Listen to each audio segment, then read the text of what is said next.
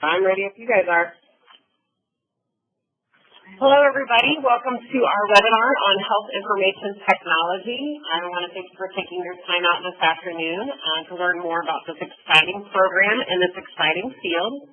I first want to introduce our two academic advisors for the program, Bonnie Wilkins and Kelly Fast. They'll be speaking more about the program, what it entails, what types of careers in the field, and just to give you a general overview of how we'll be conducting this. Again, we're going to go over what is health information technology, the growing demand for HIT professionals, career opportunities in HIT, and then Kelly will throw it back to me. I'll discuss how the degree works here at Indiana Tech and answer those types of questions, and then we'll open it up for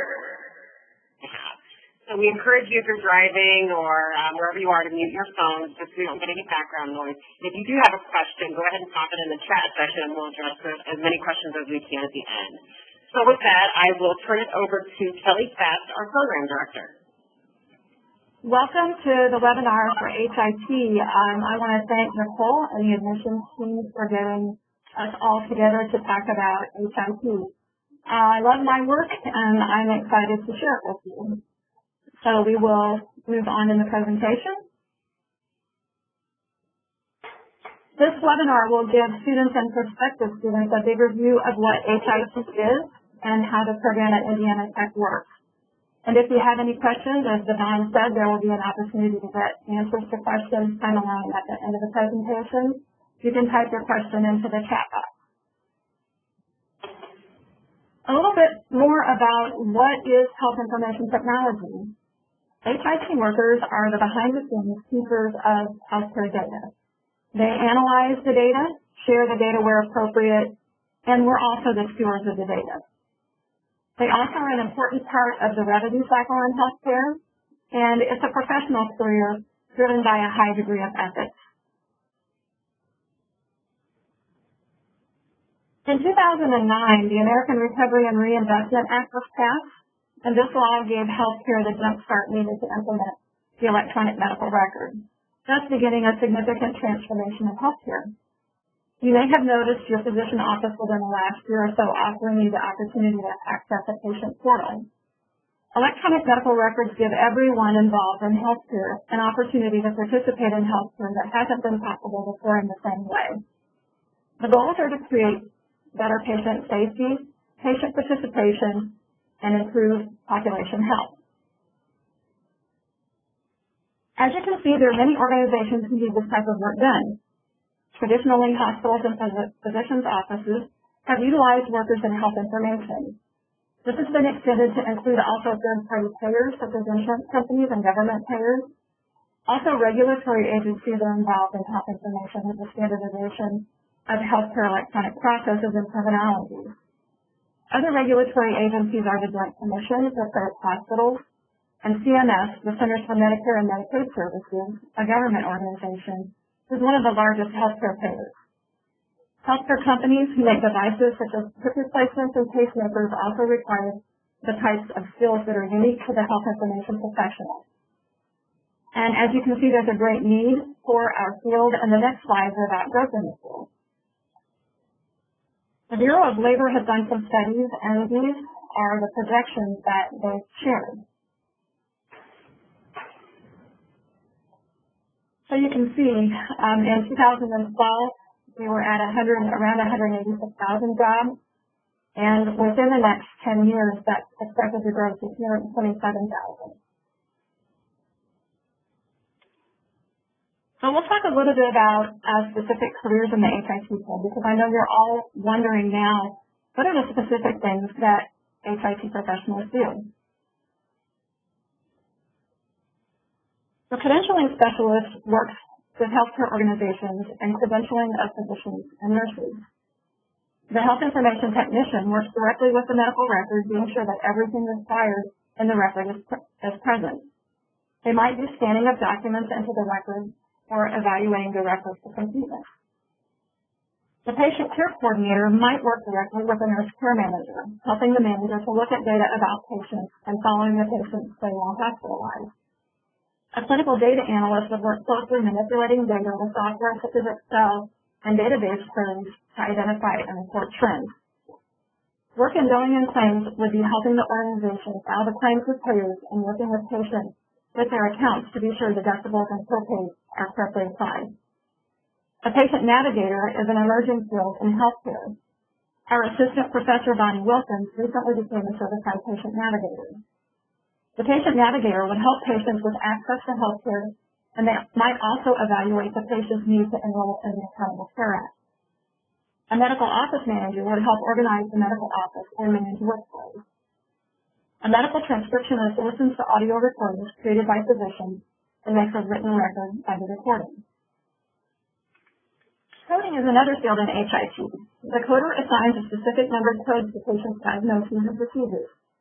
The revenue cycle auditor and documentation specialist work to assure that the coding done to represent the patient's day is compliant with coding guidelines and that the documentation represents the coding assigned. An implementation support specialist would help an organization with project management to implement an electronic record. Tumor and trauma registries are functions that have been created for healthcare to evaluate patient outcomes by following specific treatments given to patients and then applying the results to research. Quality improvement specialists would work with the quality departments of hospitals to provide outcomes data from an organization with state regulatory agencies for public reporting. Patients can look up outcomes data from specific hospitals on the internet. This wasn't possible in the same way before the electronic medical records. The health services librarian helps nurses and physicians with credentialing by securing and indexing continuing education materials. And within healthcare, the passages within high-tech legislation health information technicians protect patient privacy by keeping data secure, making sure the data is only shared with the right person on the right patient at the right time. And now Devon will go over some highlights from the missions about the program at Indiana Tech. Thanks, Kelly. So let me just give you guys a brief overview of how the program works here at Indiana Tech. It's a 60-credit program, which is approximately 2 years. And the way that our academic calendar works here at Indiana Tech is that you only do one course at a time. So we're in an accelerated format of 5 weeks long each. So we do 9 sessions a year, 5-week-long classes, and again, approximately 2 years is how long it will take you to complete the program, but that's extremely student-specific because a lot of students do come to us with transfer credits. So that'll depend on if you're transferring any credits in, if you'll be taking any credit by examination, any sort of class. So again, approximately 2 years, one class at a time. Also with that 5-week-long class is you are going to have free books. Yes, I said it, free books. What that means to you as a student is that we will ship out a book to you. You'll use it for that 5 weeks, and then you'll ship it back. As long as you ship it back, the cost gets removed from your student account. So no cost to you, just make sure that you ship the book back. And even if you forget, as soon as you remember, ship it back to us, go back to our main campus in Fort Wayne, and no cost to you. So again, all of that is included. Now the HIT program is designed for students to, to get the skills and knowledge that you need that employers are wanting in the field. And as you will see, the HIT field is in high demand. Obviously, Kelly's already discussed, the amount of jobs available. This is a really, really good degree program if you're interested in going into healthcare and things like that. But you're not, a lot of our students that enroll in this program don't always want to do the clinical side. So HIT is a perfect fit for them. And again, it's a very, very fast-growing career field, and we're excited to offer this program to our students. And also, so you know how it works with the online format, is that if you do live near one of our campuses in Indiana, if you do want to take a class, maybe one of your introductory courses like math or English, something like that, you absolutely can take that on campus. Again, if you are in proximity to one of those campuses. Real easy, we can get you registered for class on campus or online. With the HIT program, you can take the majority of it online. I've taken online classes. I love the format. I'm an instructor here as well. I think you'll really find it engaging. I encourage students to network with other students in the class as well as their instructor. Because as you can imagine, all of your instructors are working in the field. That's why they're instructors. So it's just a great networking opportunity as well. So again, just very, very excited to be able to offer this program online, to have the wealth of knowledge that we have with Kelly and Bonnie. I will throw it back to Kelly again and talk a bit about how some of the organizations and the career resources that we have available. And then after she discusses that, then we'll open it up for questions. Thank you, Devon. As I had outlined before, it is a professional career with credentialing, and there are several professional organizational highlights here that Assistant Professor Bonnie Wilkins will speak with you about. Bonnie? Hello, potential HIT students. Yes, AHIMA and HIMSS are both the professional organizations for the profession. AHIMA stands for American Health Information Management Association, and HIMSS is the Health Care Information and Management Systems Society. And both of these organizations have a job mind, they have career services, they have e-mentorship, they have student and conferences and webinars and publications. And student membership is very reasonable. For him, it's $30, and for him, it's $45.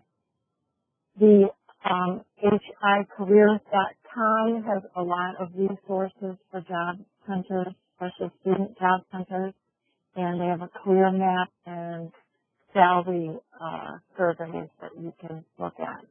Thank you. Thanks a lot, Bonnie. I believe now I will turn it over to Devon for any questions. Okay, looks like we have our first question, Kelly. Our first question is, how long would it take to complete the entire program? So again, I'll take that one, and it's very student-specific. Approximately 60, well, it is 60 credits, but approximately 2 years is how long it'll take you. It'll depend on if you take session 9, which is our summer session, if you take that session off, if you have any transfer credits, things like that. So I encourage you to work with your admissions rep, and they'll have your transcripts evaluated. We'll see if you have any transfer credits that might, fulfill some of the requirements. And let's see, our next question, Kelly, would be for you, and it's, are you accredited by CAHIM?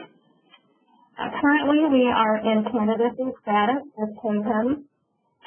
We are progressing through their accreditation process, and I want to encourage students to understand that all new programs like this, whether it would be for HIT or even in law school here at Indiana Tech, will have to go through a process like this. And Indiana Tech has always been successful in any accreditation it has sought for its academic programs. Good. Our next question will also be for you, Kelly, and that is an internship required? Yes, an internship is required. It is part of the CAHIM curriculum requirements currently for programs that are offering this degree and the credential when they're accredited to have an on-site component to their field experience. So the student would take a course near the end of their program. It is HIT 2600 field experience. And the student would go to a site for 40 hours during that 5-week course to get hands-on experience in the field. The program director works with the students to secure that placement. If a student has a specific site they want to go to, we can evaluate that and help the student to see if that is an appropriate site. So that's how our field experience works. Okay, great. Thanks, Kelly. Our next question is, how big will my classes be? And I'll go ahead and take that one. So you know how the program works is we cap all of our classes at 25 students each. And now you might even see a smaller class size if you attend a campus class, but with the online classes, we definitely cap each section at 25 students. We also, our faculty members respond to emails and phone calls within 24 to 48 hours. So it'll be a quick turnaround time. So again, these are accelerated classes, 5-week-long classes. So again, that contact's going to be important. Let's see here. Our next class is, when is the next class starting, and can I still register for it? Absolutely. We have sessions that start every 5 weeks. Our next upcoming session is session 7, and the registration deadline for that is March 21st. So you have a little bit of time, but not much. Again, you'll want to work with your admissions rep. What we would need is we'd need you to complete the application. We would need to see your official transcripts from all of your previous college coursework. We can have that evaluated in about 3 to 4 days from our registrar's office. and then you also need to complete a FAFSA.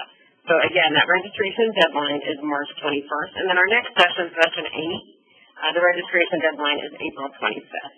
So work with your admissions rep to find out what works best for you. But again, just those 3 things to get you started. We need you to complete the application, send over any transcripts, and then complete the FAFSA. And actually, that goes into my next question, which is, what is your FAFSA school code? Our FAFSA school code is 001805. And when you're completing the FAFSA, it'll say Indiana Institute of Technology. And that's our school code to use. Don't have the opportunity to jot that down. This session will be recorded, or you can just reach out to your admissions rep. They can give you our school code as well. And then one more question, what year's FAFSA do I need to complete? So if you are starting with us in session 7, 8, or 9, you will want to do the 2013-2014 FAFSA. And if you're starting in session 1, which is July, or anytime after that, then you'll want to do 2014-2015 FAFSA. Again, you can work with your admissions rep on that. But just so the students are aware, the FAFSA crossover is July 1st. So you're essentially doing 2 FAFSAs a year while you're in school. And again, any questions as it pertains to that is usually student-specific, and you'll want to work with your admissions rep on that. And so what we do here at admissions, we'll work with you, get your transcripts evaluated, application complete, and we work with you and we register you for your first 4 courses, which would be 12 credit hours to make sure you get packaged for financial aid and get your books, get you acclimated with Blackboard. We also have something called a preview week, where a week before your class actually begins, you have a week to log into Blackboard, get acclimated to it, which can be extremely helpful, get you comfortable with saying, where to post, where to find your syllabus, things like that. So you'll work directly with your admissions rep on that. And again, they will assist you with applying for financial aid and logging into your My Indiana Tech account. And then books will get shipped out about 5 to 6 days before class starts. Books get shipped from our main campus in Fort Wayne. They'll get shipped out to you, and then you'll be ready to go. So again, very, very easy process. Work with your admissions rep. If you're trying to get started for the session 7 or even session 8, work with your admissions rep, have all of that stuff completed. And if you have any further questions, specifically about the HIT program, the careers, all the stuff that Kelly and Bonnie have discussed here, we can get you in touch with them directly if you'd like to, discuss it with them further before making that decision. So with that being said, if you don't have any more questions, I'm going to go ahead and wrap it up and say thank you to Kelly and Bonnie and the HIT, the whole HIT department. We're very excited to be offering this program to students. It's a great field, lots of growing career potential. It's, a great format to have online, accessible. Anyone can do it, one class at a time, and books are included. So, again, there's so many benefits in an exciting career field. So I just want to thank all of you guys for joining us. Again, I encourage you to reach out to your admissions rep and go ahead and complete your application. So thank you again, everyone, for your time this afternoon, and thank you again to Kevin. Thank you, Devon. Thanks. Have a great day, everybody. You too. Thank you. Bye.